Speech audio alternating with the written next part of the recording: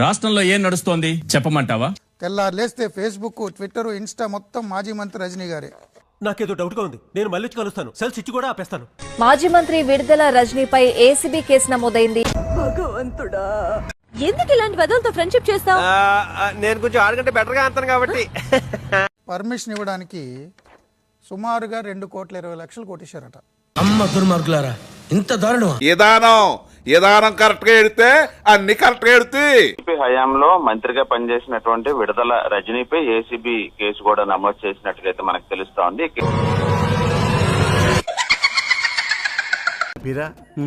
మనం నాశనం అయిపోయినా పర్వాలేదు, పక్కాడు బాగుపడకూడదు. అదేరా మన Indian psychology. I love you Rajini. YCP నాయకురాలు మాజీ మంత్రి విడుదల రజనీ చుట్టూ ఉచ్చు బిగుస్తుంది.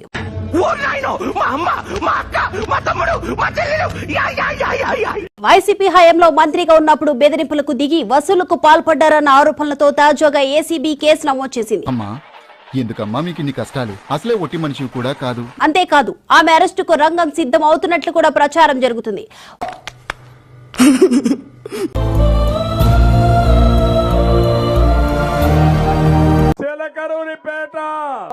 రజనీ సైబరాబాద్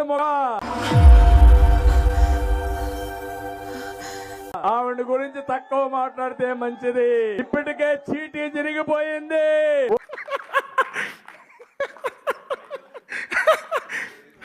కూటమి ప్రభుత్వం అధికారంలోకి వచ్చాక రెడ్ బుక్ రాజ్యాంగం ఈ రాష్ట్రంలో నడుస్తుంది.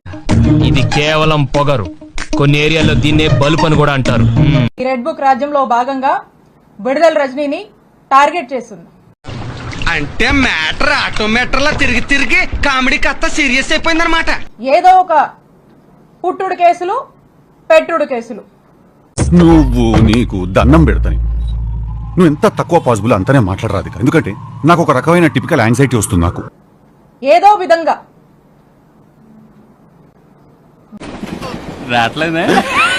గాలి మాటలు పోగేసుకొని ఇష్టం వచ్చినట్టుగా వాళ్ళకున్నటువంటి అనేక మీడియా ప్లాట్ఫామ్స్ ని వాడుకొని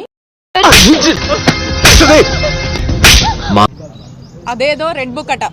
దాని గురించి అడుగుతున్నావేంటి? వద్దమ్మా, దాని గురించి ఆలోచించొద్దు. నాయకులను, కార్యకర్తలను అక్రమ కేసులు పెట్టడమే పెద్ద సమస్య వచ్చి పడిందే. ఇప్పుడు ఏం చేద్దాం? దేవుడు పైనే భారం వేసి దాని యొక్క ముఖ్య లక్ష్యమట. ఒక్కడికి బ్రెయిన్ లేదు. అధికారాన్ని అడ్డుపెట్టుకుని స్టోన్ క్రషర్ యాజమాన్యాలను బెదిరించిన కేసులో వైసీపీ నాయకురాలు మాజీ మంత్రి విడుదల రజనీకి ఉచ్చు బిగిస్తోంది. వైసీపీ అధికారంలో ఉండగా చిలకలూరిపేట నియోజకవర్గంలో మాజీ మంత్రి విడుదల రజనీ సాగించిన వసూళ్ల దందా. అవును సాబ్. ఓ 10 పెట్టుకోవడానికి 10 ఎందుకు సాబ్? పెట్టుకోవటానికి కాదు, కొట్టుకోటానికి.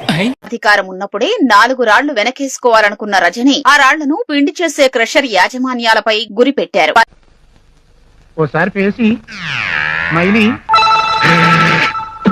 పల్నాడు జిల్లా ఎడ్లపాడులోని శ్రీ లక్ష్మీ బాలాజీ స్టోన్ క్రషర్ యజమానుల్ని 5 కోట్లు ఇవ్వాలంటూ హుకుం జారీ చేశారు.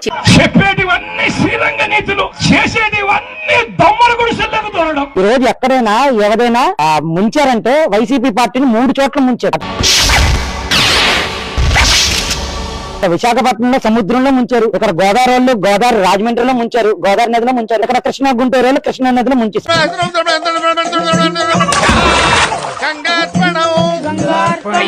3 చోట్ల ఒకేసారి నిమజ్జనమైన పార్టీ ఏదైనా ఉంటే ఈ రోజు వైసీపీ పార్టీయే.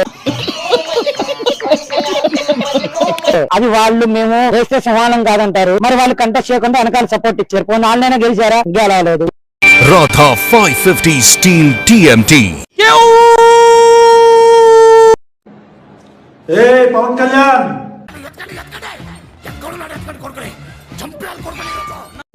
నువ్వు వినాలా? నా బట్టలే ఒక్కొక్కరు నా వ్యూవర్స్ కానీ సబ్స్క్రైబర్స్ కానీ, ప్రశ్న సబ్స్క్రైబర్స్ కానీ షేర్ చేయండి, ట్యాగ్ చేయండి. ఊరకుక్కల అమ్మాయి లంచుకోళ్ళు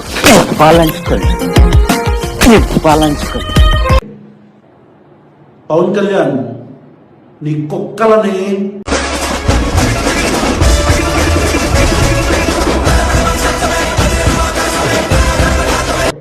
తెలంగాణ భయపడి పారిపోవటానికి ఏం బిల్లు బిత్తి నా కొడుకులు అనుకుంటున్నావా? మళ్ళీ మొదలెట్టారా? బిల్లు బిత్తి నా కొడుకులు అనుకుంటున్నావా? ఆ క్షణం నా చేతిలో కత్తుంటే వాడి బాడీ పంచకోట శ్మశానంలోను, నా బట్టలు చెంచలు కూడా జైల్లోనూ ఉండేది. ఎవడొదలాలరా? ఎవడిని ఎవడొదలాలి? మిమ్మల్ని చూస్తుంటే నన్ను నేను చూసుకున్నట్టుంది sir. Same to same. Continuous గా వీడియోస్ పెట్టి బ్యాటింగ్ చేస్తున్నాం. ఎవడిని ఎవడొదలాలరా? ఎవడిని ఎవడొదలాలి? ఓపకు చాలు చాలు. 3 రోజుల నుంచి సిగ్గే లేదు. ఓసర వెళ్ళని చెప్పి ఒక సిరీస్ ఆఫ్ వీడియోస్ పెట్టాం. Hello, who are you? ఎందుకు అలా అరుస్తున్నావు? ఊరుకొక్క ఏమైనా కలిసిందా? డబ్బారేకుడు సుబ్బారాయుడు అని చెప్పి 8 వీడియోలు పెట్టాం పవన్ కళ్యాణ్ మీద. రే కర్ణా, చంపేద్దారా, వీళ్ళంతా మారరా. ఒక్కటే టీం, ఇంతమందికి సమాధానం చెప్తున్నాం. మా బొచ్చు కూడా ఉండదు. ఏం వేస్తావురా వీడిని? వీడి గెటప్ కమెడియన్ రా. గుంటూరు జిల్లా జైలు నుంచి విడుదలయ్యారు పోసాని కృష్ణమురళి. అయ్యా, లోపలంతా అంత సవ్యంగానే జరిగింది. అమ్మయ్య. కేలకు మన మెంటల్ కృష్ణ పోసాని కృష్ణమురళికి బెయిల్ వచ్చిందంట. పోసానికి షరతులతో కూడిన బెయిల్ ను మంజూరు చేసింది గుంటూరు కోర్టు. వచ్చింది కండిషన్స్ ఏమో ఒకసారి చూద్దాం రండి. బెయిల్ ఇచ్చిన గుంటూరు కోర్టు వారానికి 2 రోజులు సిఐడి ఆఫీసుకు రావాల్సిందే.